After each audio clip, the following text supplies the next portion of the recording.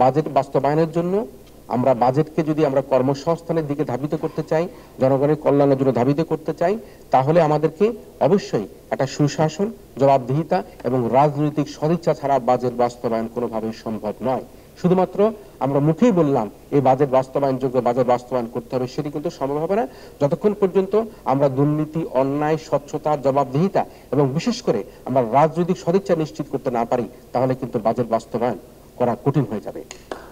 তাই সবশেষে আমি মনে করব এই বাজেট বাস্তবায়নটা শুধুমাত্র সরকারের একার পক্ষে বা এনবিআর একার পক্ষে করা সম্ভব নয়। এই বাজেট বাস্তবায়ন করবার জন্য আমাদের সকল শ্রেণী পেশার মানুষকে, সকলকে একত্রিত হয়ে কাজ করলে আমরা মনে করি আমরা আমাদের দেশের সুশাসন নিশ্চিত করতে পারবো, অধিক গণতন্ত্র নিশ্চিত করতে পারবো, বাজেট বাস্তবায়ন করতে পারবো এবং জনগণের মধ্যে যে স্বস্তি ফিরিয়ে আনবার কথা বলছি সেই স্বস্তি ফিরিয়ে আনতে পারবো।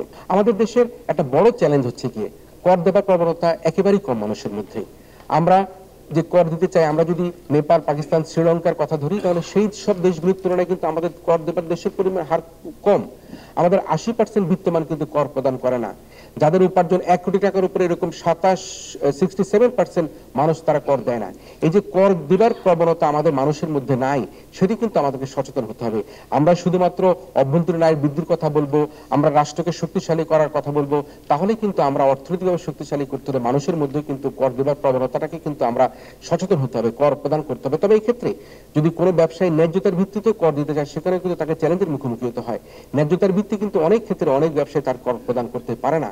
কারণ আজকে ছাগল কাণ্ড বলি, আজকে এনবিআর এর কর্মকর্তাদের কথা বলি, সরকারের প্রশাসনিক কথা বলি, প্রত্যেক ক্ষেত্রেই আপনার যদি আন্ডার টেবিলে কোনো রকম অর্থ না থাকে, তাহলে কিন্তু আপনি সেখানে কর প্রদান করেন, কর সার্টিফিকেট নিয়ে আপনি ন্যায্যতার ভিত্তিতে কর প্রদান করেন, সেটি কিন্তু সম্ভব হয় না। তাই ন্যায্যতার প্রেক্ষিতে যাতে সৎ ব্যবসায়ীরা কর প্রদান করতে পারে, সেদিকে কিন্তু প্রত্যেককেই নজর রাখতে হবে। দেশের এই সংকটকালে, অর্থনৈতিক সংকটকালে, রিজার্ভের এই চ্যালেঞ্জের মুহূর্তে আমরা মনে করি ন্যায্যতার ভিত্তিতে কর প্রদান করবার জন্য সরকারকে অগ্রণী ভূমিকা পালন করতে হবে, এনবিআর কে অগ্রণী ভূমিকা পালন করতে হবে।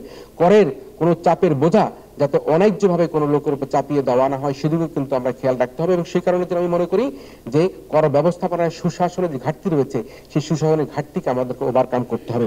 আমরা দেশে বর্তমানে যে অনাদায়ী ঋণের পরিমাণ, সেটা 5.5 লক্ষ কোটি টাকার পরিমাণ আমরা দেখতে পাচ্ছি। অথচ বিদেশে আমাদের $100 বিলিয়ন যে লোন রয়েছে, তার যে ডেপ্থ, তার যে খরচ, তার যে সুদ, সেটি আমাদেরকে দিতে হবে। সুতরাং আমরা যদি এই যে আমাদের যে প্রায় 5.5 লক্ষ কোটি টাকার যে আমাদের অনাদায়ী ঋণ রয়েছে, সেই অনাদায়ী ঋণগুলির কি ব্যবস্থা গ্রহণ করা হবে, সেটি কিন্তু বাজারে সুস্পষ্টতা আমরা দেখতে পাইনি।